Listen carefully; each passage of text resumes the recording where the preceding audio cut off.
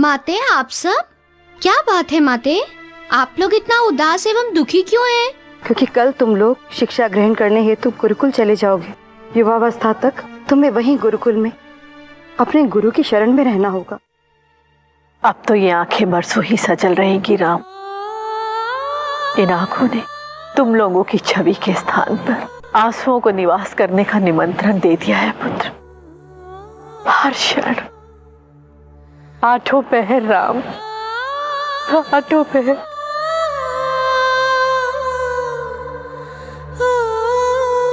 सादर प्रणाम माताओं। आप लोगों की मन की व्यथा को मैं भली भांति समझ रहा हूँ। मुझे ज्ञात है कि ममता के कोमल हृदय पर पुत्र विछोह के शिला का बोझ कितना असहनीय होता है। इस पीड़ा का अनुभव मुझे तब हुआ था माताओं, जब मैं अपनी माता को छोड़कर गुरुकुल हेतु प्रस्थान कर रहा था। ठीक ऐसे ही उस समय उनकी आंखों में आंसुओं का सागर उमड़ पड़ा था।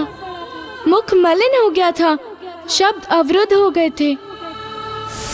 यही कारण है कि मैं आप लोगों की वेदना की अनुभूति कर पा रहा हूँ। किंतु यही संसार है माताओं, और यही संसार का नियम है। विडंबना तो ये है कि इस सत्य को सभी जानते हैं कि ये जगत केवल मोह माया का जाल है, तथा मोह माया से जीवन नहीं चलता। तथापि जगत का समस्त प्राणी इसी के बंधन में बंधा रहना चाहता है, इसी के जाल में उलझा रहना चाहता है। प्रभु, यह आपकी कैसी लीला है? माताएं विषाद के अतल गहराई में डूबी चली जा रही हैं, और आप हैं कि मुस्कुरा रहे हैं। किंतु आपकी इस मुस्कान से मैं छलावे में आने वाला नहीं हूँ। मुझे भली भांति ज्ञात है कि इस लीला के अंदर आप भी फंस चुके हैं। ये तो हाथी के दांत हुए, दिखाने के और खाने के और। मतलब अंदर से आप अशांत हैं, लेकिन बाहर से शांत। उस दिन जब मैं अपनी माता से बिछड़ा था, तब यही भाव मेरे मन में भी था।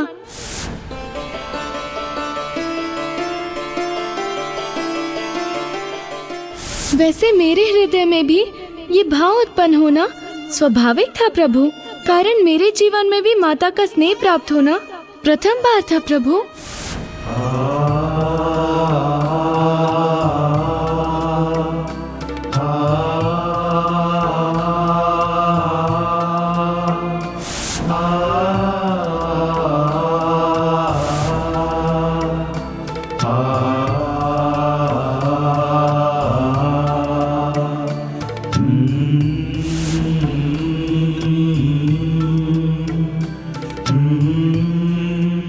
क्या हुआ मेरे शिष्य को? किस विचार में डूबे हो पुत्र? कुछ नहीं गुरुदेव, सोच रहा था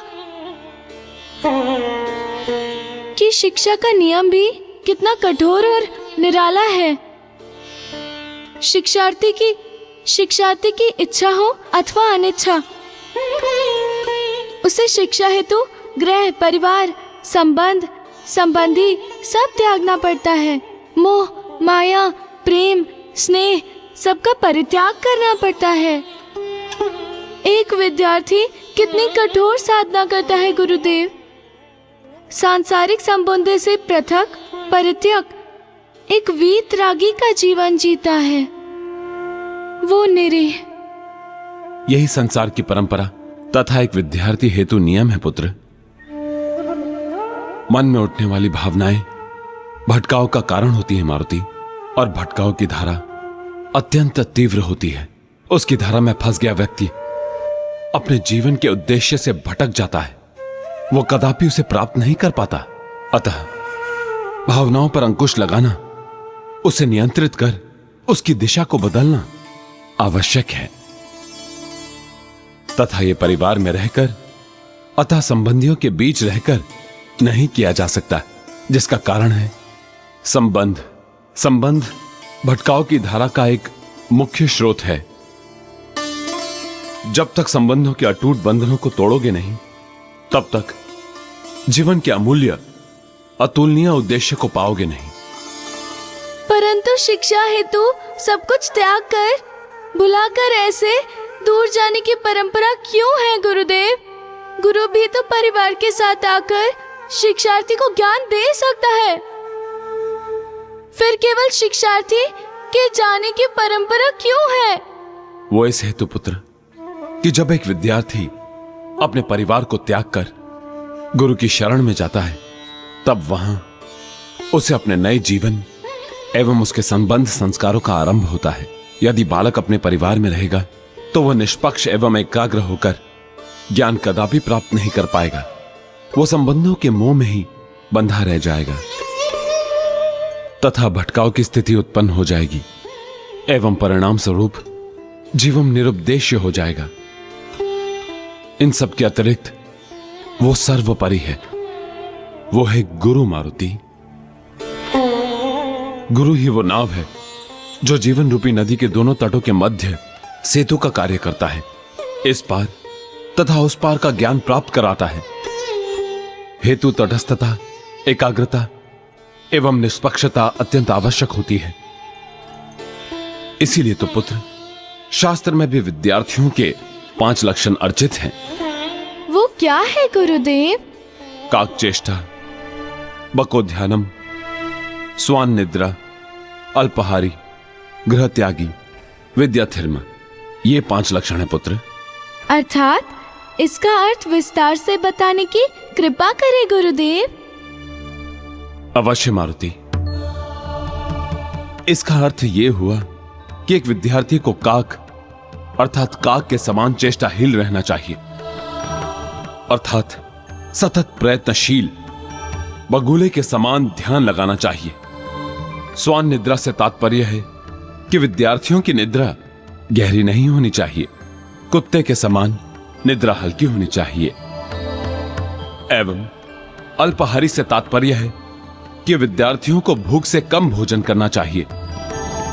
गृह त्यागी अर्थात विद्या अर्जन हेतु गृह त्याग कर विद्या अध्ययन करना चाहिए। समझ गए मारुति? जी गुरुदेव। गुरुर्ब्रह्मा गुरुर्विष्णु गुरुर्देवो महेश्वरा गुरुः साक्षात् परब्रह्मा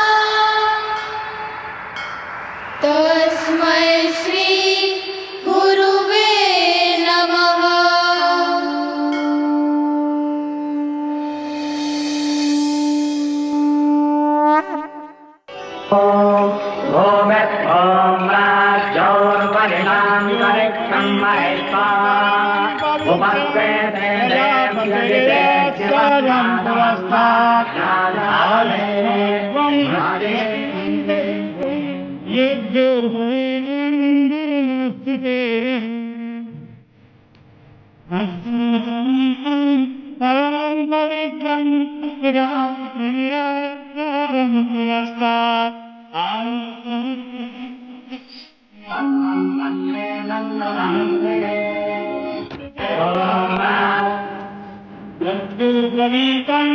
परमं पवित्रं प्रजापतिरेकपादम्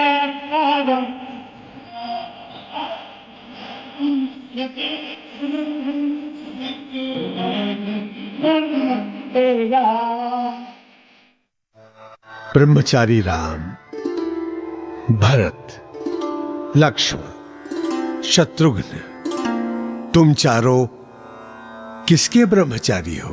आपके गुरुदेव। नहीं, सर्वप्रथम तुम परमपिता ब्रह्मा के ब्रह्मचारी हो।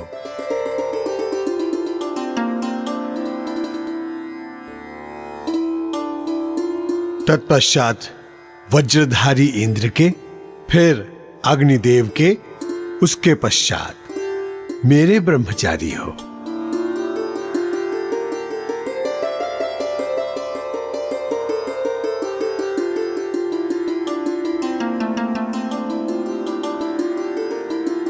हे सूर्यदेव, मैं आपको साक्षी मानकर इन चारों को अपना शिष्य हृदय से स्वीकार करता हूं।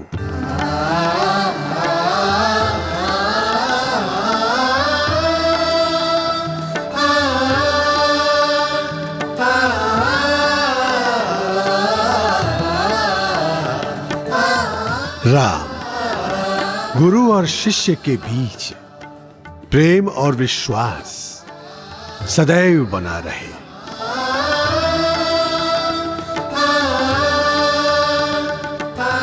मेरे जो उत्तम गुण हैं, तुम चारों सदैव उन्हीं को स्वीकार करना, और जो मेरे अवगुण हैं, उनका तिरस्कार करना। उन्हें अपने जीवन में कभी स्वीकार मत करना, समझ गए? अब आप चारों मेरा प्रथम उपदेश ग्रहण करो। सत्यम वद, धर्मम चर, मातृदेवो भव, पितृदेवो भव, आचार्य देवो भव।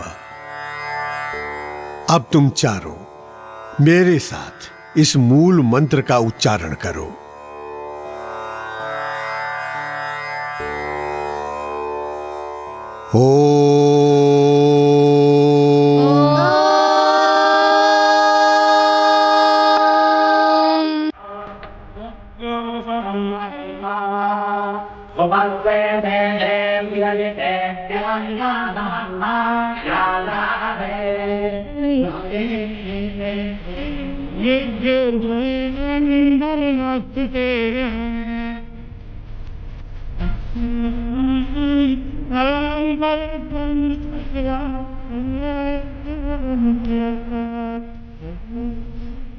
मेरे प्रभु श्री राम, कैसी विचित्र लीला है। आप स्वयं जो भूत, भविष्य, वर्तमान तीनों काल के ज्ञाता है, उन्हें भी इस संसार के कल्याण हेतु एक वीतरागी बनके शिक्षा ग्रहण करने जाना पड़ रहा है।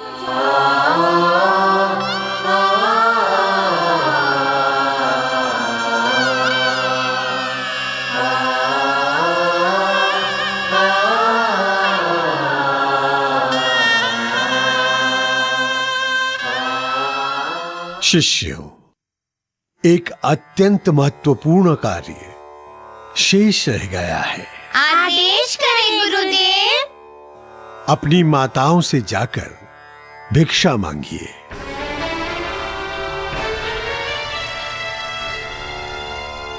भिक्षा मांगने का तात्पर्य यह है कि आज से इस महल को त्यागने के पश्चात आपको भिक्षा पर ही जीवन यापन करना होगा। और माता से भिक्षा मांगना इस बात का प्रतीक है कि हम सब समान हैं।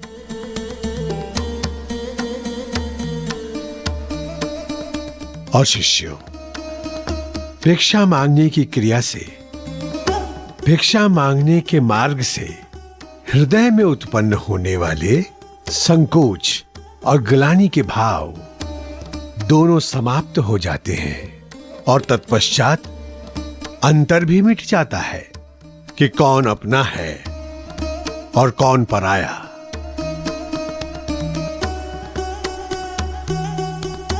और यहीं से जन्म लेती है स्थिरता, जिसे हम समभाव भी कहते हैं। जहां न प्रेम होगा, न द्वेष, न जलन और न ही पीड़ा। और फिर उदय होता है वीतराग, जो शिष्य धर्म का मुख्य स्तंभ है।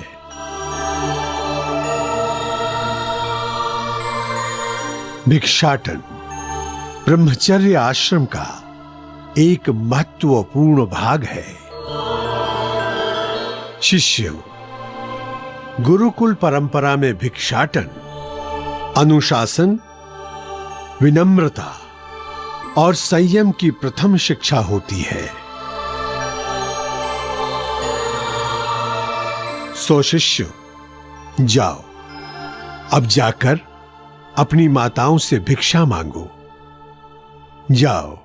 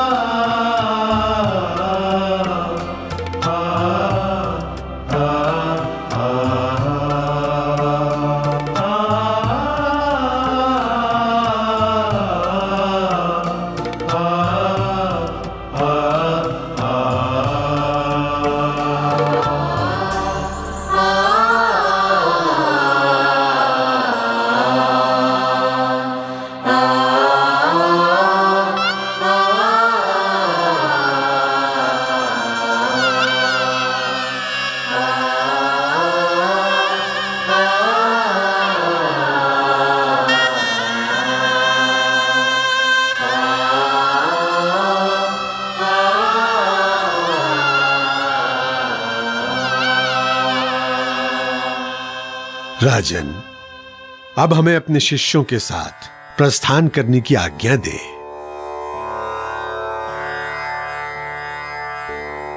कल्याणमस्तु।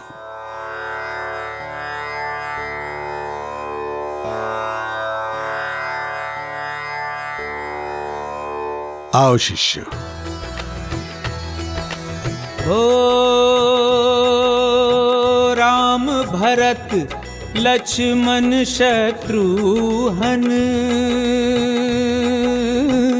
त्याग चले महलों का जीवन।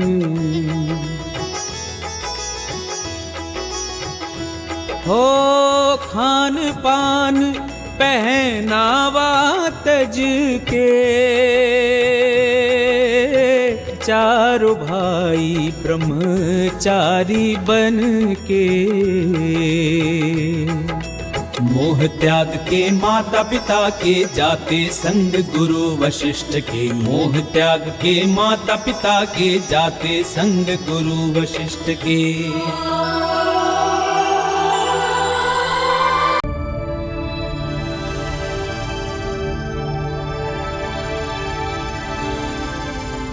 मारुति, आज से हम तुम्हें वो ज्ञान प्रदान करना प्रारंभ करेंगे जिसके कारण संसार में तुम्हारी प्रसिद्धि ज्ञान गुण सागर के रूप में होगी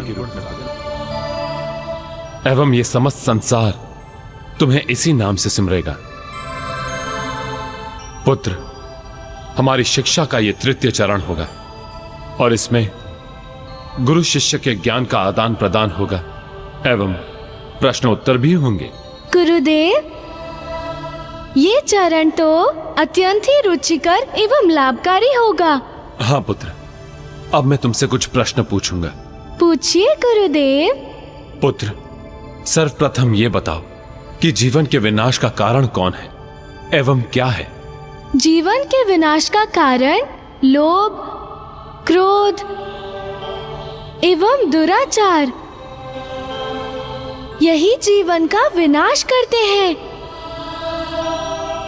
अच्छा पुत्र, जीवन में ऐसा क्या विद्यमान है जिसे तुच्छ अथवा छोटा नहीं समझना चाहिए?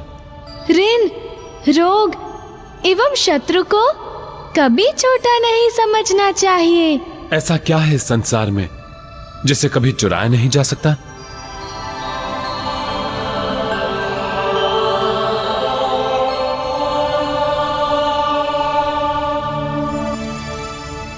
बुद्धि, चरित्र एवं कला, मात्र यही तीन ऐसी सर्वोत्तम, सर्वश्रेष्ठ एवं अमूल्य धरोहर है जिन्हें कभी कोई नहीं चुरा सकता। संसार में सबसे भारी क्या है? संसार में सबसे भारी भूमि है गुरुदेव। उत्तम मारुति, तथा भूमि से भारी क्या है? पाप, जिसे करने के पश्चात ग्लानि होती है, पश्चाताप होता है, किंतु करते समय नहीं होता। पाप करते समय तो व्यक्ति यही सोचता है कि उसे वो पाप कर्म करते हुए कोई नहीं देख रहा, किंतु वो ये भूल जाता है कोई उसे देखे अथवा ना देखे। उसकी आत्मा, अंतरात्मा उसे देख रही होती है, वो धिक्कारती है, उसे कचोटती भी है, किंतु उस पाप कर्म में लिप्त प्राणी को बाद में होने वाले ग्लानि के दंश का अनुभव पहले नहीं हो पाता। पाप के बोझ से वो ज्ञान दब जाता है। यही कारण है कि पाप भूमि से भारी है गुरुदेव। बहुत उत्तम मारुति। चले चले हैं चारों भाई गुरु वशिष्ठ के आश्रम जाई। चले चले हैं चारों भाई गुरु वशिष्ठ के आश्रम जाई। ओ जो है त्रिलोकी विद्या के सागर, देंगे उन्हें ज्ञान वशिष्ठ गुरुवर।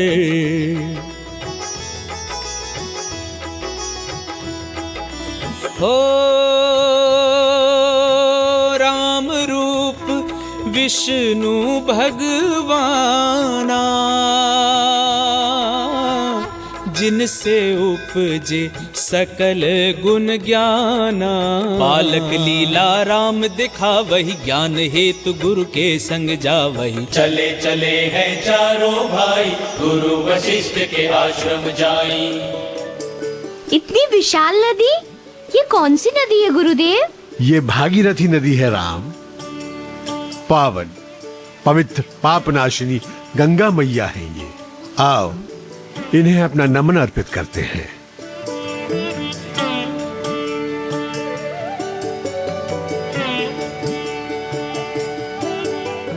हे मां गंगे, रघुकुल के इन राजकुमारों के साथ साथ मेरा नमन भी स्वीकार करें।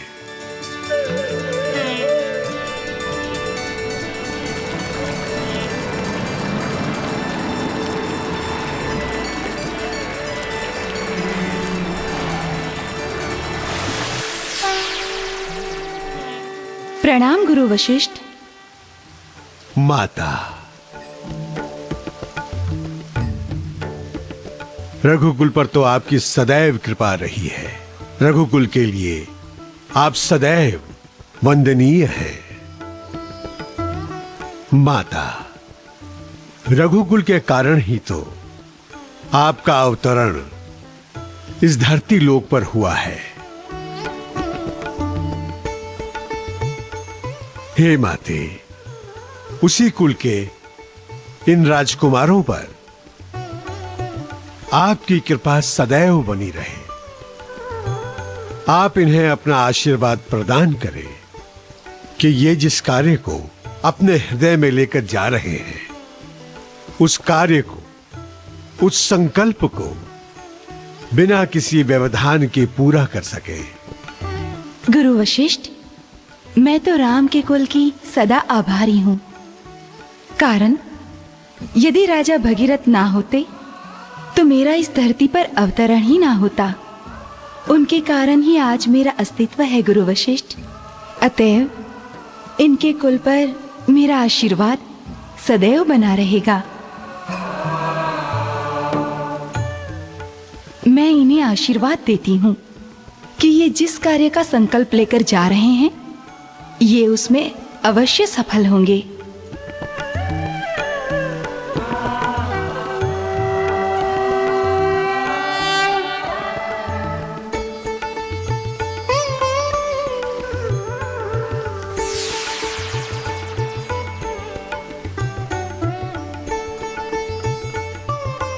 आओ शिष्यों, आश्रम पहुंचने हेतु हमें गंगा मैया को पार करना होगा।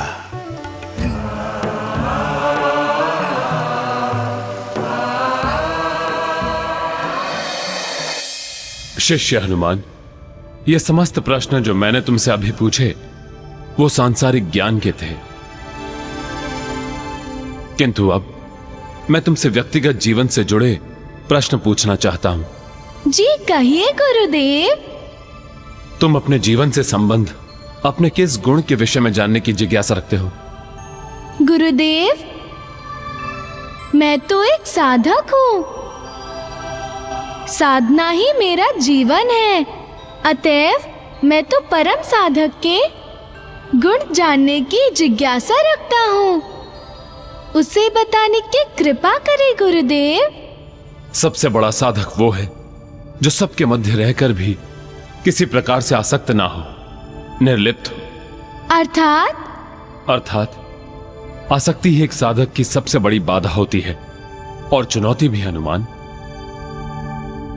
अब यह जानना आवश्यक है कि आसक्ति क्या है। मारुति, आसक्ति की उत्पत्ति इच्छा से होती है। अर्थात आसक्ति की जननी इच्छा हुई। बिल्कुल सही। तो फिर इच्छा की उत्पत्ति कहां से होती है? चंचल मन से। इच्छा की उत्पत्ति चंचल मन से होती है और चंचल मन का जन्म प्राण से होता है। इसका अर्थ ये हुआ कि तीनों एक दूसरे से जुड़े हुए हैं। हाँ, परंतु स्थिर एवं शांत चित्त मन से कोई तरंग नहीं उठती, कोई हलचल नहीं होती। इसलिए सच्चे साधक को इच्छाओं से हटकर ऊपर उठकर निष्काम होना चाहिए। जब तक मन इच्छाओं के अधीन होगा तब तक जीवन में मोह, माया, आसक्ति, बंधन, बाधा सब रहेंगी। अतएव साधक बनने हेतु यह परम आवश्यक है कि सर्वप्रथम इच्छाओं एवं कामनाओं पर विजय प्राप्त करना। और जिस साधक ने इन पर विजय प्राप्त कर ली, इन्हें अपने वश में कर लिया, उसे परम साधक बनने से कोई नहीं रोक सकता।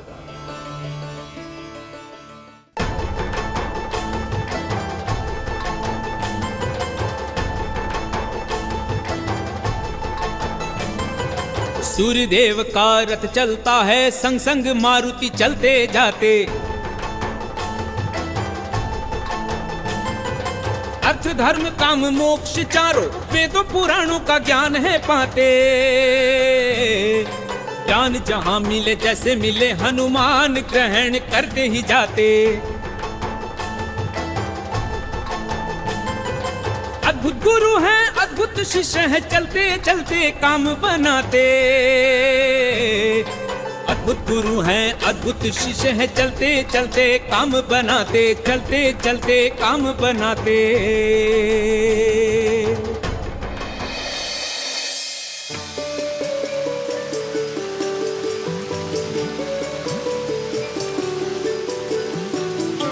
गुरुदेव, गंगा मैया कह रही थी कि इस धरती पर इस नदी का अवतरण हमारे पूर्वजों के कारण हुआ है।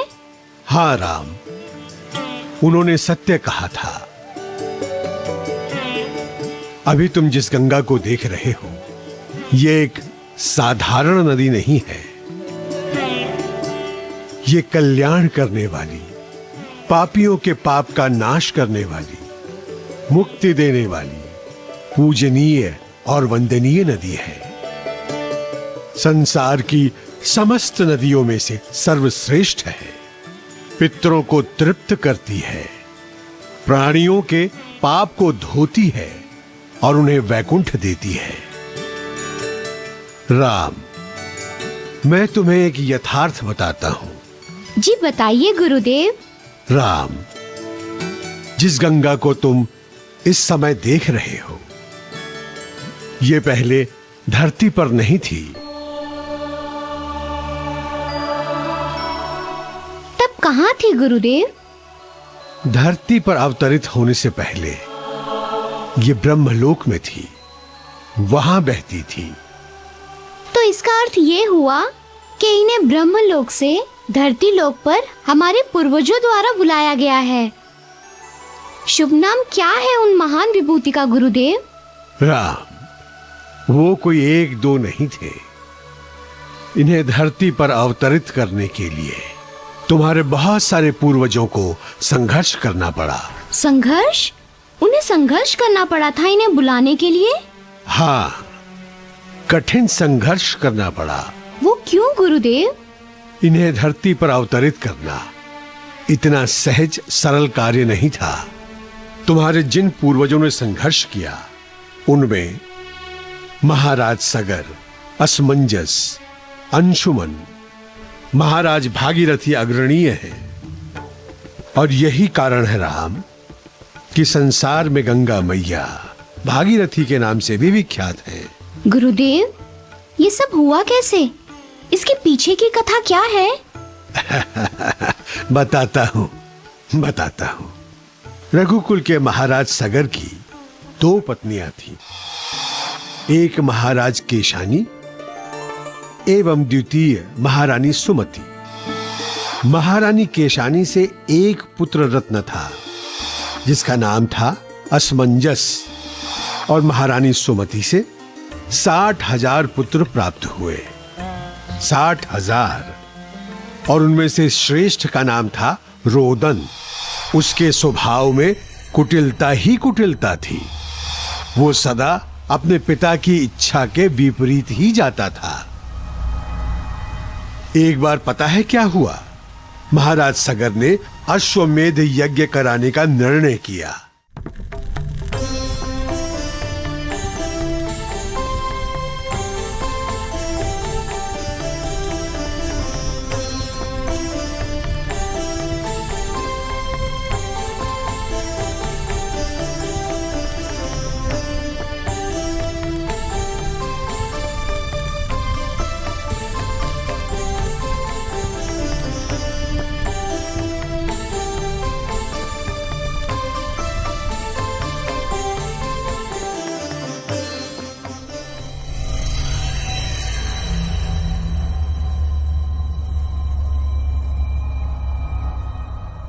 पिताश्री, ये सब क्या है?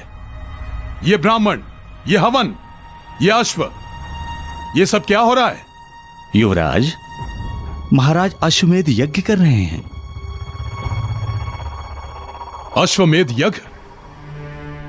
पिताश्री, आपने इसके बारे में हमें पूर्व सूचना नहीं दी, पर अचानक इस यज्ञ को करने की आवश्यकता क्यों पड़ गई?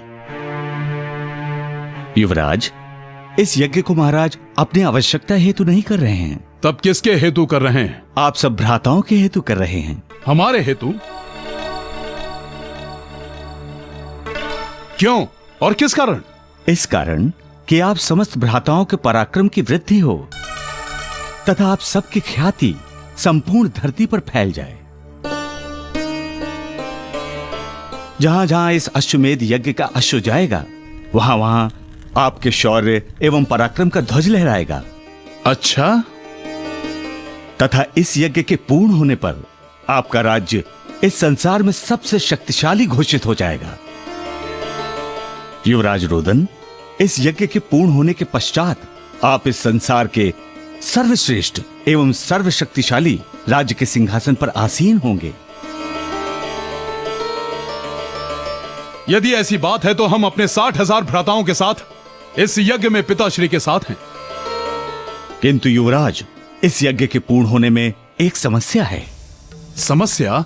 कैसी समस्या? समस्या यह है कि यदि ये अश्व पृथ्वी की परिक्रमा पूरी कर वापस नहीं आया तो ये यज्ञ अधूरा रह जाएगा। असंभव! हमारा अश्व पृथ्वी की परिक्रमा पूरी करके ना आ पाए? असंभव! असंभव संभव तब होगा युवराज, जब इस अश्व की रक्षा भली भांति हो। अर्थात अश्व की रक्षा अत्यंत ही महत्वपूर्ण है।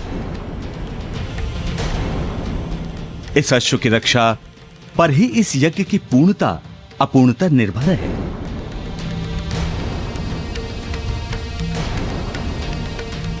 युवराज, कौन करेगा इसकी रक्षा? ऋषिवर, आप इस अश्व की रक्षा हेतु व्यर्थ चिंता ना करें।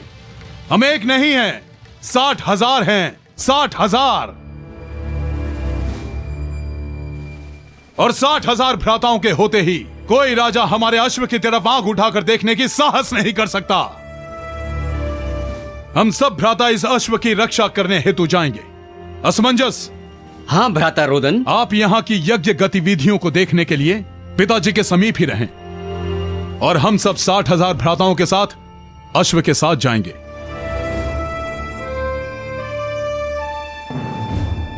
अश्व के निकलने का अति शुभ मुहूर्त यही है। ठीक है, हम प्रस्थान करते हैं। प्रणाम। चलो।